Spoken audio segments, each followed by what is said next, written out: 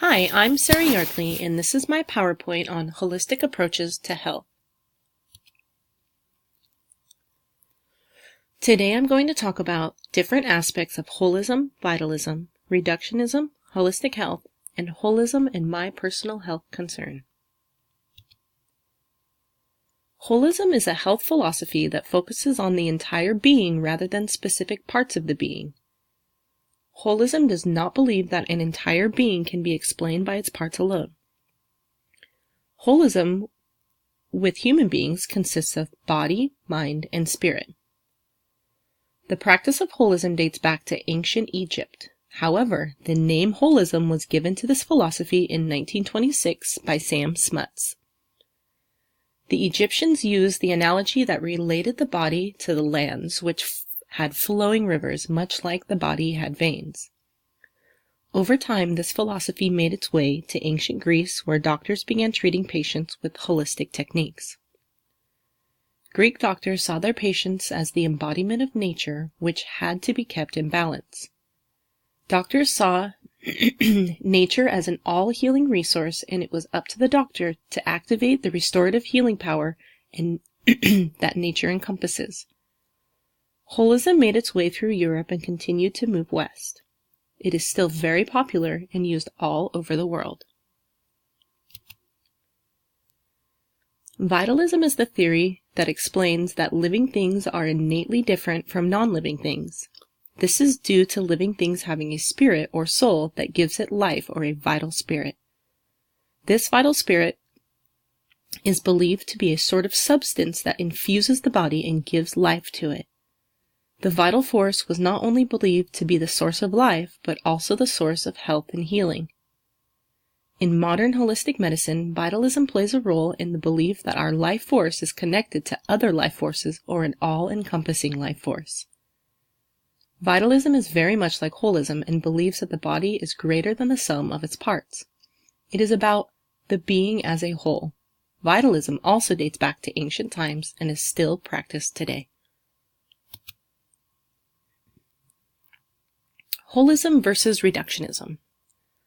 Holism treats the entire being. This means that it does not look at the different parts of the being, but rather the being's entire body, mind, and spirit. Holism serves as a preventative approach because it believes that if the being's whole is taken care of, then no issue will arise. Reductionism sees the simplified and individual pieces of the whole. It breaks everything down and treats the parts of the whole. The goal is to find the mechanism in which is affected. Reductionism does not focus on the spirit or the soul. It has a more materialistic approach.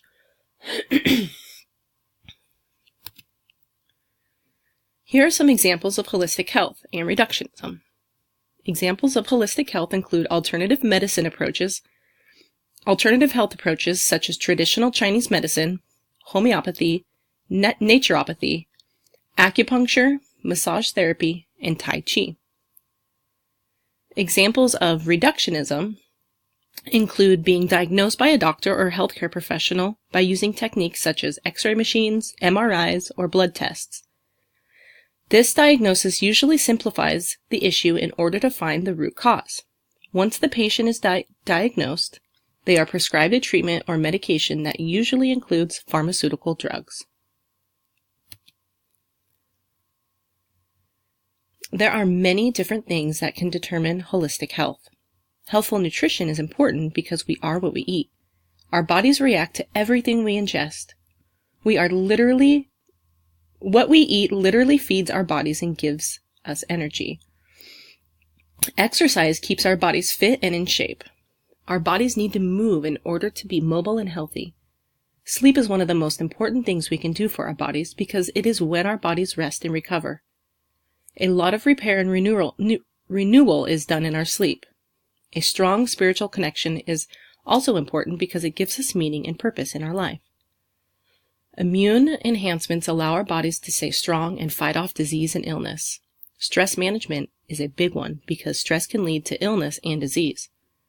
We must learn to manage stress if we want to be healthy. Healthy relationships also keep us connected. They make us feel like we are not alone and that people have our backs, which is great to have when times are hard. It has been shown that people who are well connected with others live longer. An overall balance to life is great to have, especially when dealing with work and free time. It is important not to work too much and play too little, just as it is important not to work too little and play too much. There must be a balance, otherwise there is chaos. Holism in my own personal health concern. I injured my right rhomboid in my back this last May while lifting weights. I did not feel anything happen during my workout, but when I woke up the next day, I could not move because I was in so much pain. The first thing I did was go into the chiropractor. He tried to adjust me and put on some kinesthetic tape, but I was still in a lot of pain, so I had to go to my family doctor. I was prescribed muscle relaxers and pain medication. The only thing these did was allow me to relax and get some rest. I then went to physical therapy once a week for 2 months. I did stretching and strength training as well as electromagnetic therapy. Plus, I was getting a massage once a week. I then started going to the acupuncturist, which seemed to help a lot. It has been almost 9 months and my back is still not 100% better.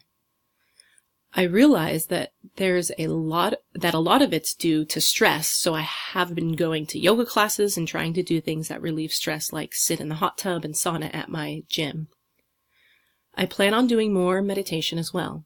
Even though my back is not back to its old self, it is on the mend, and I plan to continue my holistic health approach until it is 100% better.